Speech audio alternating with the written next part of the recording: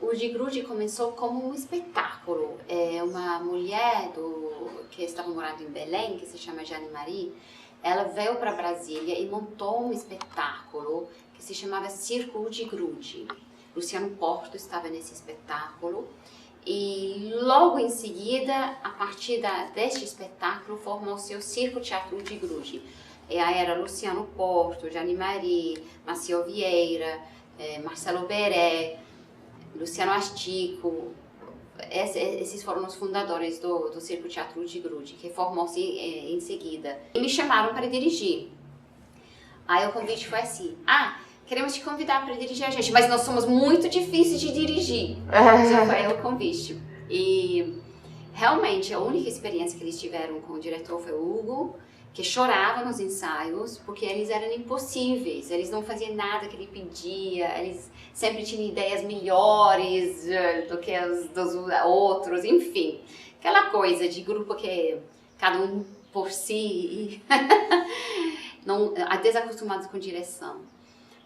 Aí começamos a ensaiar na 508 e foi uma guerra, porque eles vinham com toda essa energia, 3 homens que se conheciam desde a adolescência, todo mundo brasileiro, todo mundo mais velho que eu vinha mulher, estrangeira, não falava português, não conhecia absolutamente nada o Maciel, conhecia ele nos ensaios, e claro que eu conhecia o Marcelo Beré, que é o meu marido, mas não profissionalmente, e o Lua, que era super amigo e tudo, mas enfim, foi um choque cultural 100%.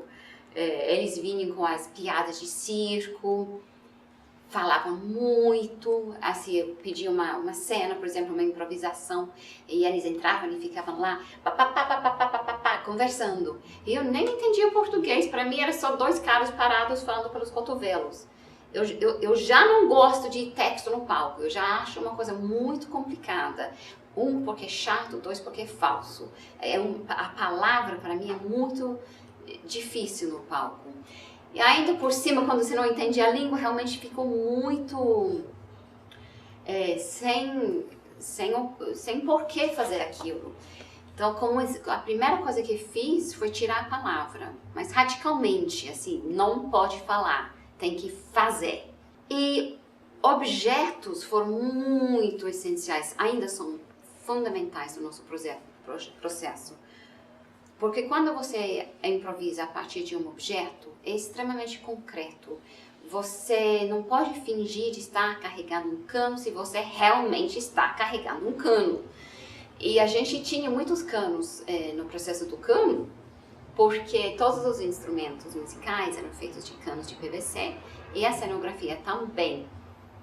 E para poder viajar, um dos nossos instrumentos, por exemplo, tem 5 metros de comprimento, um imenso instrumento, pesado, grande, comprido, se chama o panzão. E é feito de muitos e muitos canos de esgoto. E para poder viajar, a gente teve que cortar eles em pedaços, senão não tinha como caber no carro. E esses pedaços de cano não eram um instrumento, porque eles não tocavam. Faziam sons diferentes, cada comprimento fazia um som. Mas basicamente eram objetos, e eram muitos. Então todo o processo do cano começou calcado nas improvisações com esses pedaços de cano, que ao longo do espetáculo vão virando um instrumento que depois toca a música, que é o auge do espetáculo.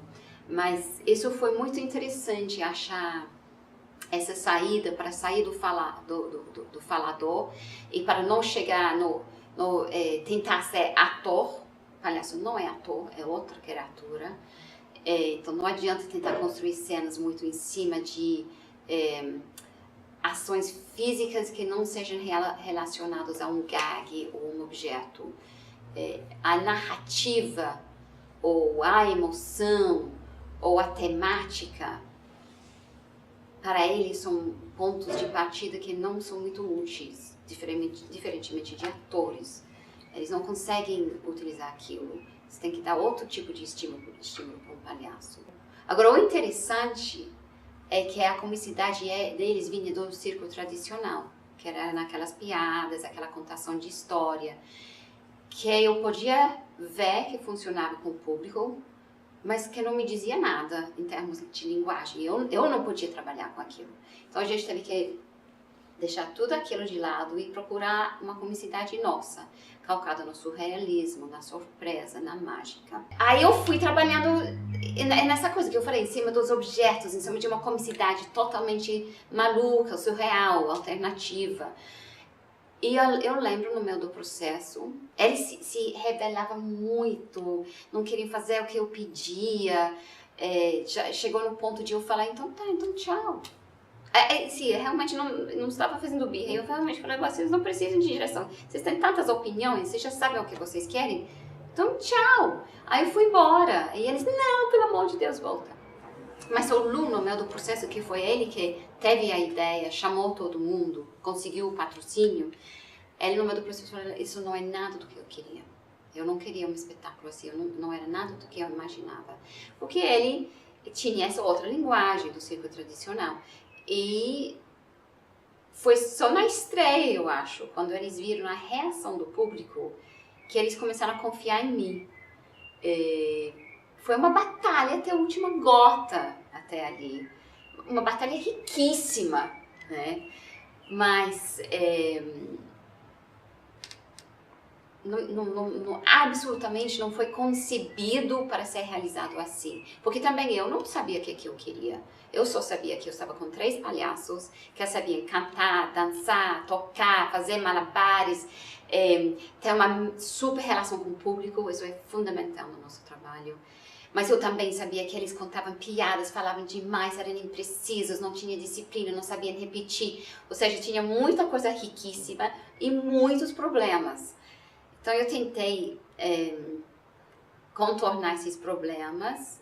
Eles agora sabem repetir, eles já têm outras habilidades. E aproveitar todas essas capacidades. A construção da narrativa sou eu que cuido.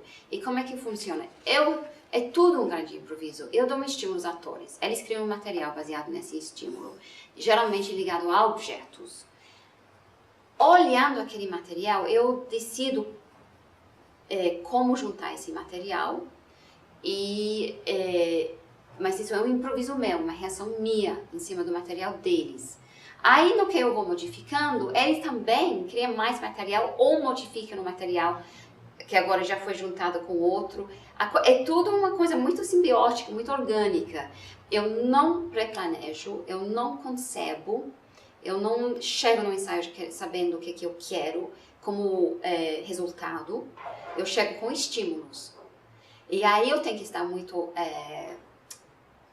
alerta, muito aberta e muito esperta para saber captar quando algo importante nasce. E aí eu tenho que saber captar aquilo, fixar aquilo, não matar aquilo, ajudar aquilo a crescer e ficar muito aberta para deixar a coisa crescer na direção que ele quiser.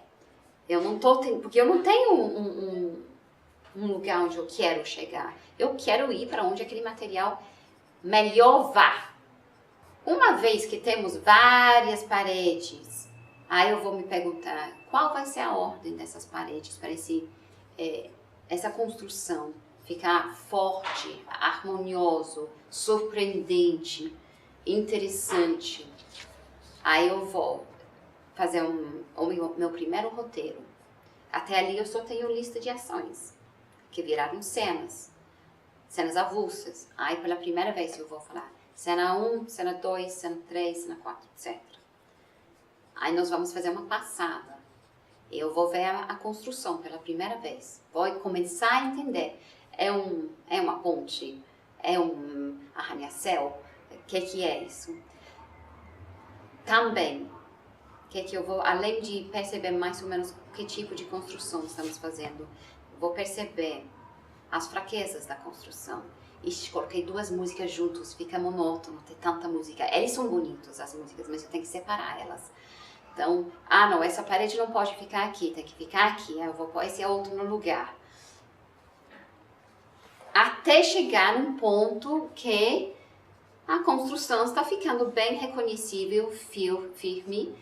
E posso começar a colocar massa corrida, tinta, sabe? O grosso está lá. As fundações ou as paredes, tá, o formato. Agora eu preciso... O que acontece? O público ainda percebe onde uma parede juntou na outra, onde uma cena acaba, porque faz toda a cena, acaba, e aí começa o outro processo. Aí você tem que, essa emenda entre as paredes, agora você tem que cobrir, para o público não ver isso, tem que ser tudo um espetáculo que vai fluindo para eles. E é um processo longo, porque os ensaios duram em torno de uns 5 a 8 meses. O ovo foi o processo mais longo que a gente já teve. É claro que sempre os processos são interrompidos por turnês e outras coisas. Interrompidos, quer dizer. Mas são processos longos. E depois eu fico seguindo o espetáculo pelo menos durante um ano. Mas não é um ano, é 3, 4, 5 anos. Modificando pequenos detalhes o tempo inteiro. Então, depois de cada apresentação, eu faço, durante a apresentação, faço as minhas anotações. E vou lá no camarim depois e a gente senta e dou comentários para cada ator. E às vezes, na devolução, sabe, eu tirei uma cena inteira depois de pronto o espetáculo. A gente ainda está modificando coisas na devolução. Talvez, pelo fato da gente trabalhar, não talvez, com certeza, pelo fato da gente trabalhar com um clown, ou seja, é só na presença do público que eu consigo ver o que funciona e o que não funciona. Então, a gente tem um processo muito dolorido, que é de ir pelado na frente do público, de ter que apresentar antes de estar pronto, porque a gente só consegue acabar o espetáculo com a parceria do público.